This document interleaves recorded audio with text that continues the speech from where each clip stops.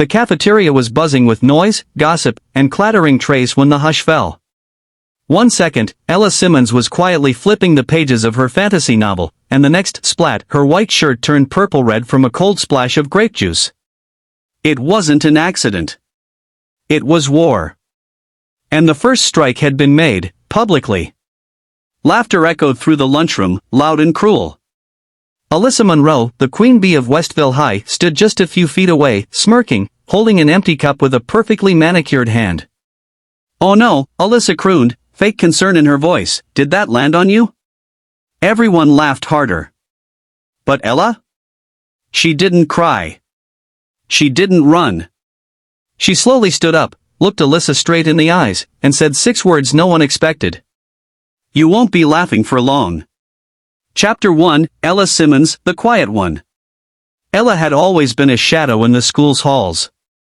Not invisible, exactly, just ignored.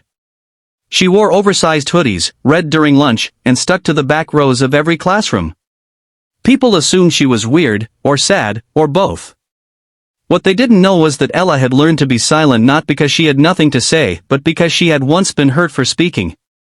Her father passed away when she was 12. Her mother worked 2 jobs. Her little sister, Hannah, clung to her every day for safety and love. Ella couldn't afford to break. But she did bend. High school hadn't been kind. Especially not with girls like Alyssa around, who loved to target anyone who didn't fit their filtered, flawless world. Ella didn't wear designer clothes. She didn't post bikini selfies. And worst of all, she didn't care to.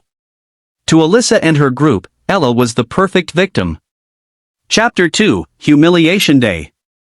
The day of the juice incident wasn't random.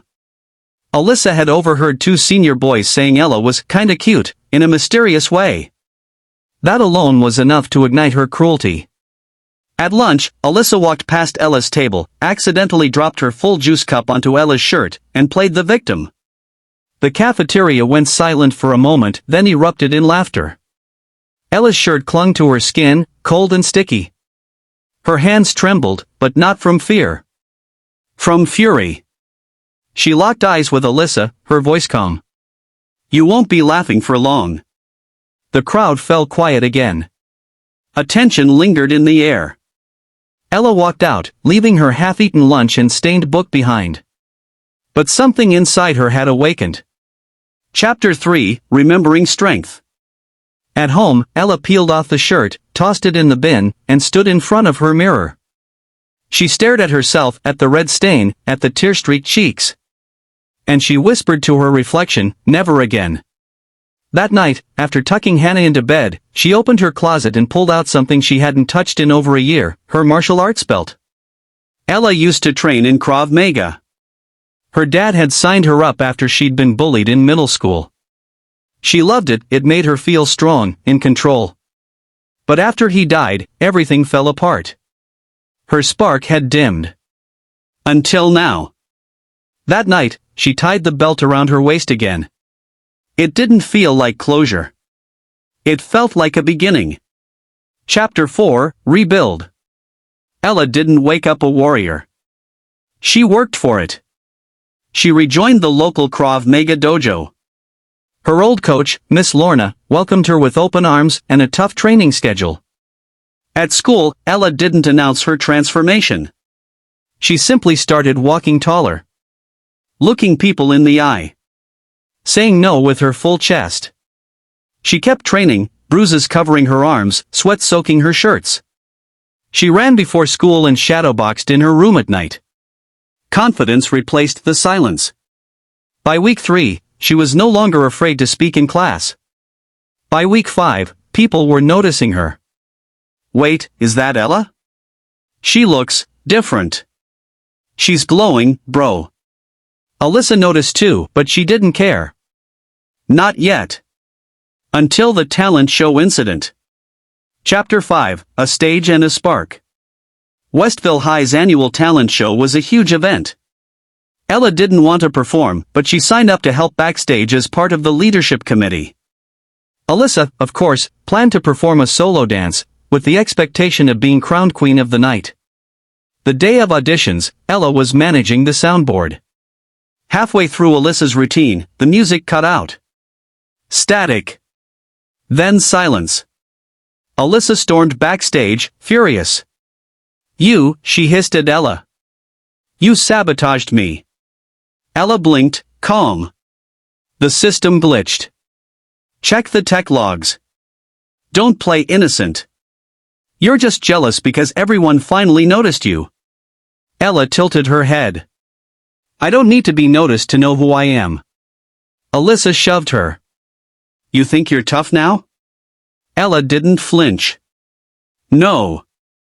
I know I am." Chapter 6, the final line. The last straw came during lunch 2 weeks later. Alyssa and her group cornered a new kid, Diego, a shy freshman with a stutter. He accidentally bumped into Alyssa's table. They made him drop his tray. Laughed at him. One of them poured milk on his shoes. Ella watched from 2 tables away. She stood. Walked over. Picked up Diego's tray. Helped him up. "You okay?" she asked gently. He nodded, tears in his eyes. Then she turned to Alyssa. "You've made this your playground for long enough." "Oh please," Alyssa rolled her eyes. "Don't make me hurt you again." Ella didn't move. "You won't get that chance." Alyssa lunged forward and shoved her. What happened next was fast and unforgettable. Ella twisted, hooked her arm, and flipped her onto the cafeteria floor. Clean. Controlled. No rage, just technique. Gasps filled the room. One of Alyssa's friends ran to attack Ella. He ended up halfway inside the trash can, legs sticking out, screaming as the entire cafeteria howled in disbelief. Chapter 7, Not Revenge, Respect. The principal called Ella into her office. Security footage was reviewed. Witnesses gave statements. Even Diego's parents came to thank Ella personally. She wasn't suspended. She was praised. Alyssa, on the other hand, was given detention, a formal warning, and more importantly lost her influence. Her followers faded. No one wanted to back someone who lost to the quiet girl. But Ella didn't brag. She didn't become a bully herself. Instead, she started a movement. Chapter 8, Be Kind Always. A week later, posters appeared around school. Be Kind Always, a safe space group for anyone who feels alone, hurt, or ignored. Led by Ella Simmons. Thursdays after school. 10 students showed up the first week. 23 the next. By the end of the month, over 50 students were attending. Sharing stories. Healing. Supporting each other. Ella found her voice, not through revenge, but through leadership. And Alyssa? She passed Ella in the hallway one day, eyes down, no smirk, no insult. Ella didn't sneer. She simply nodded.